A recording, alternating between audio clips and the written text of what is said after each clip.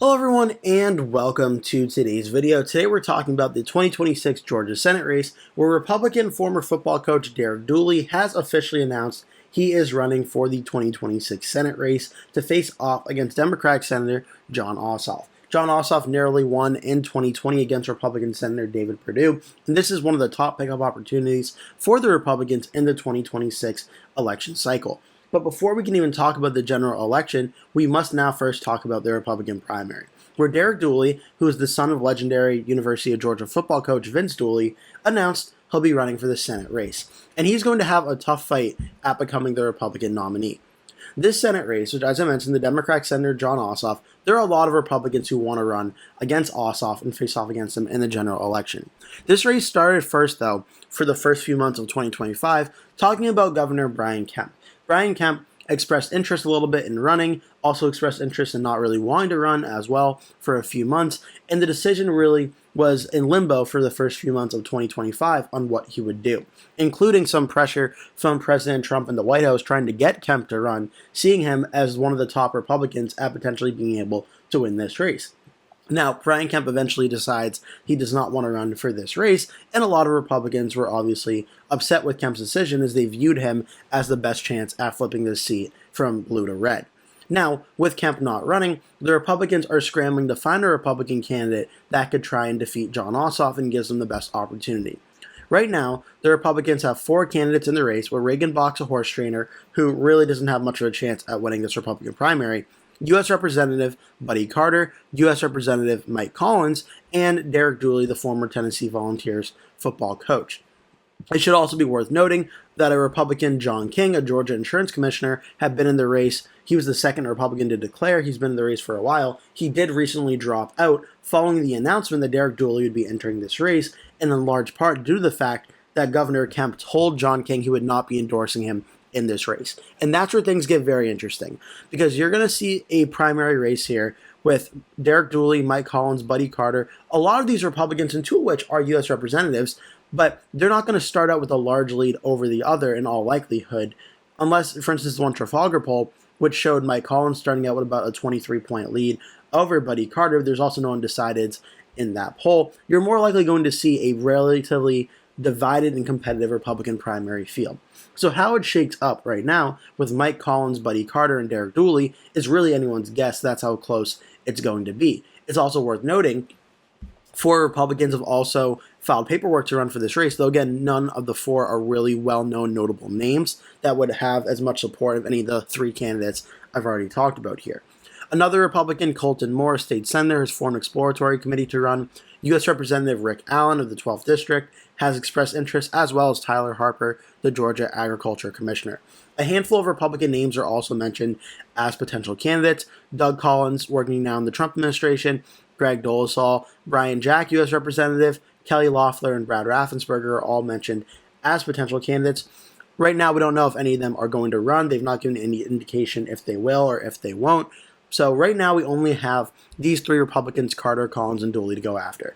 And with the Republican primary this divided, typically what happens is you'll see a lot of national Republicans or national Democrats endorse in their primaries, to see how big of a weight their endorsement has, but also to try and help the candidate win that they think will have the best chance at winning the general election. And that's where things get very interesting.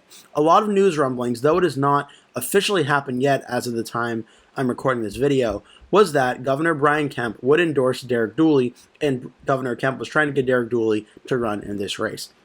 Kemp likely views Derek Dooley as the strongest candidate for the general election and being able to win this race. Now, President Trump in the White House has not officially made an endorsement in this race yet, but what the rumors and rumblings were that President Trump was leaning more towards making an endorsement for U.S. Representative Mike Collins, and that the White House was reportedly furious at Brian Kemp for pushing Dooley to run and pushing an endorsement of Dooley when he had not met with President Trump or consulted President Trump about Derek Dooley and what kind of candidate that he is.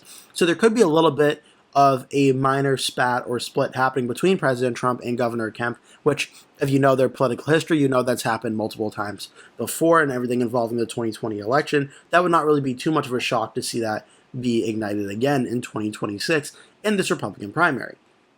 Now, it's possible that those were all news articles and rumors and such. Maybe they're being overblown. Maybe Kemp and Trump come to a decision or they do endorse the same candidate, though at this point, I think it's more likely that would be Derek Dooley more so than Mike Collins.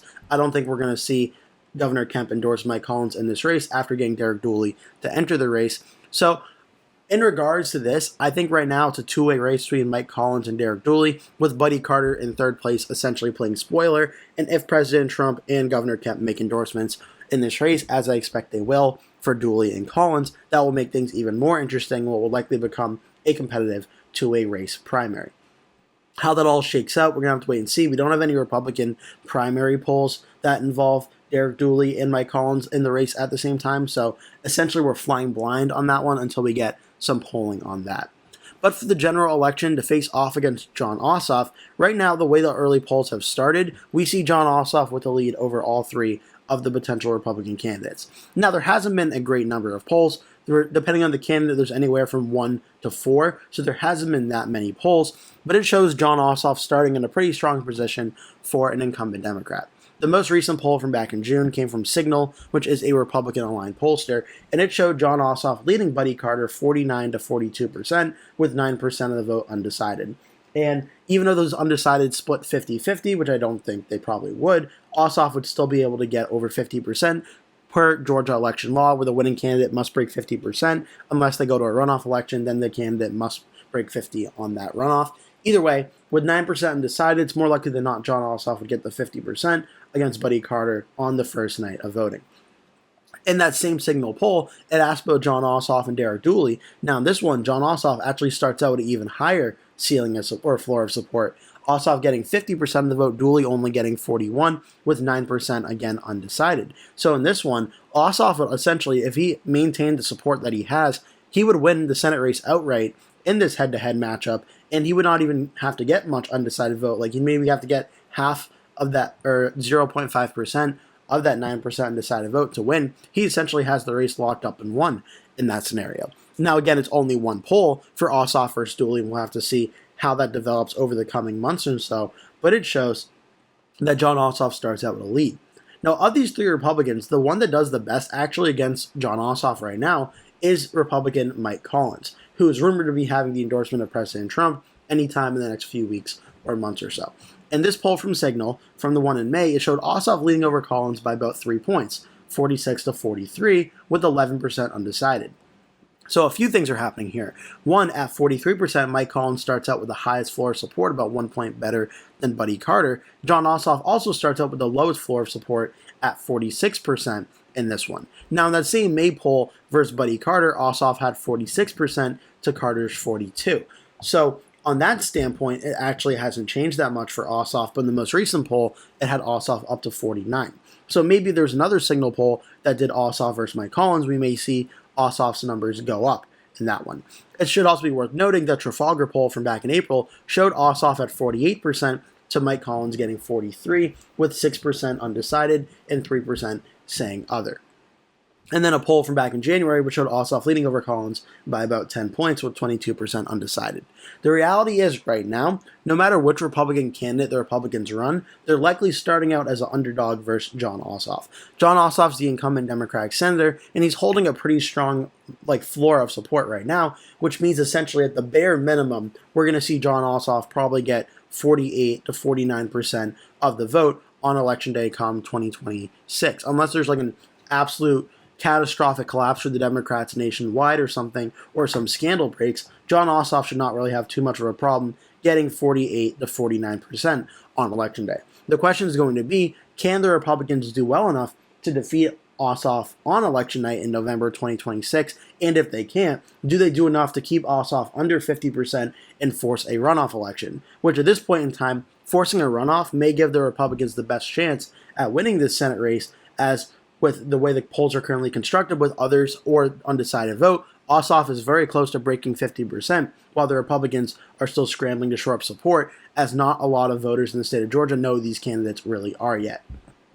Now, the other hypothetical candidates, that Signal poll for Ossoff versus Brad Raffensperger showed 3 polls with Ossoff leading by about 8 or 9 points, whereas the most recent Signal poll showed a tied race. That would be very interesting how that would go. Ossoff versus Brian Kemp was the only poll that showed that the Republican Brian Kemp was leading in this race, and as I mentioned in this one, Ossoff was starting out around 45-46% in the top two most recent polls. Brian Kemp was starting out at 48-49%. It's flipped in this scenario where Kemp starts out with a higher floor of support around that 49% number, where Ossoff is the one playing catch-up, where the other Republican candidates is exactly flipped on that. And every other Republican Ossoff faces off against in these polls, Ossoff starts out with a lead. So that's where things stand on that front. It's going to be a very close competitive race in Georgia between Ossoff and whichever Republican ends up being the nominee, but Jon Ossoff certainly has the advantage right now, and as the Republicans scramble to find which candidate they're going to run, until they have unity from the party, and the Republicans need 100% complete unity to run up against Ossoff to even have a small chance at beating him, as Ossoff already starts out with a pretty strong chance here at winning. Now, for the election results in the state of Georgia in 2024, it voted for Donald Trump over Kamala Harris by about 2 points, roughly 2.2% if you want to get specific here. And you can see Trump getting 50.7, Harris getting 48.5. Some very key areas in Georgia. A lot of Georgia did swing back towards the Republican side, towards Donald Trump, but some key areas that voted in large margin for Kamala Harris, the overall area still shifted towards the Democratic side. And I'm talking about the surrounding Atlanta area. Fulton County shifted towards Donald Trump, as did Gwinnett, but Cobb County shifted towards Kamala Harris. DeKalb shifted towards Trump, Cherokee shifted towards Harris, Chatham shifted very barely towards Trump. But these counties that continue to trend to the Democratic side, even with President Trump, look at this, expanding everywhere in the state of Georgia other than the surrounding Atlanta area, this could be a big concern for the Republicans moving forward in 2026 and 2028, where essentially every single state in the country shifted towards Donald Trump into the 2024 election. The surrounding Atlanta suburbs still shifted towards Kamala Harris.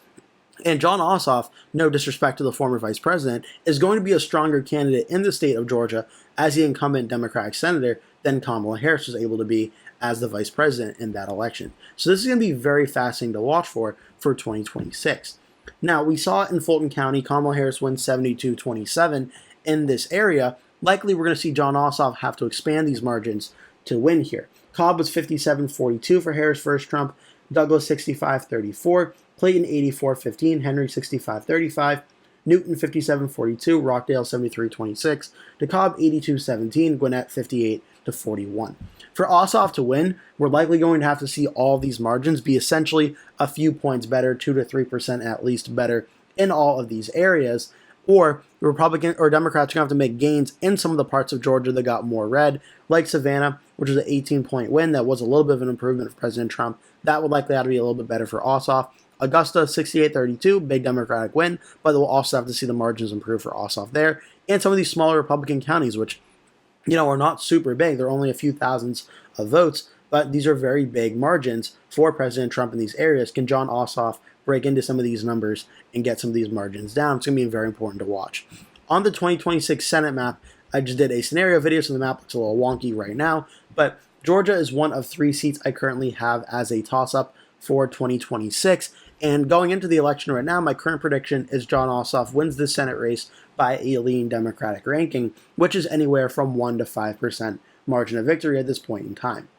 In the past few weeks, I've been saying I think this election goes to a runoff, and it ends up with Ossoff winning by about 2.5 to 3%, and that's currently where my prediction holds right now. Though again, we have to wait for the clarity on the Republican primary, because that may depend on how things unfold in this Senate race. I hope you enjoyed this video. Make sure to like and subscribe if you did. Leave a comment below. Tell me your thoughts, and I hope to see you in a future video.